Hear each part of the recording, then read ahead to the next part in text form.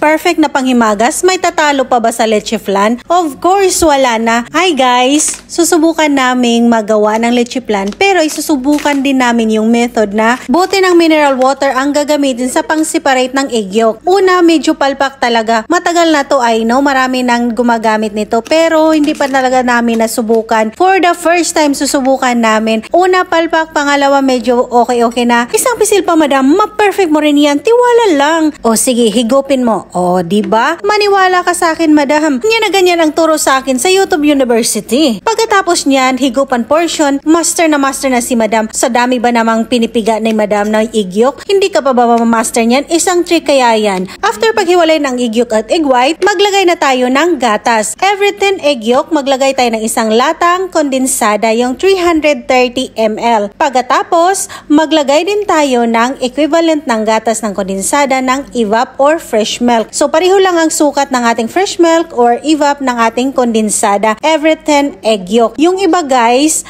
para mas medyo tipid, hinahaluan po nila ng egg white. Pero sa akin kasi, hindi siya smooth at may buo-buo kahit salain. Iba ang texture pero masarap din naman. Walang problema yun. Depende yan sa preference natin. Sa mga beginners lang to ha, I know, napaka-easy lang gawin ang leche flan. Pero doon tayo sa ingredients nagkakatalo kasi minsan mahal talaga ang ingredients. Madaling gawin pero medyo mahal ang ingredients. Haluin lang nating maigi para mag-corporate ang gatas natin at egg yolk. Magpatak na rin tayo ng konting vanilla, pampatanggalan saan of course, pampabango na rin. Salain natin para walang buo-buo. Sa pagsala, kahit 3 times, 5 times, magsawa ka sa pagsala. Ganun. At isa din yung paraan para smooth ang ating leche flan. At next natin gawin, mag-caramelize tayo ng sugar. Dito, maliliit na lianera ang ginagamit namin kasi yung ordinary nating or yung normal na ginagamit nating lianera ay malaki talaga. Dito, mas maganda para isa-isang ibibigay natin sa ating mga visitor. Minsan kasi mas masarap yung wala kang kahati.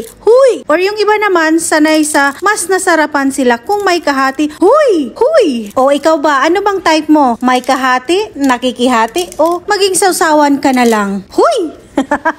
Pagkatapos nating masalin sa lianera, steam na natin ang ating mga mixture. Ang magiging firm ang ating mga leche flan. Ganun lang kabilis. This is the final product. Don't forget to subscribe!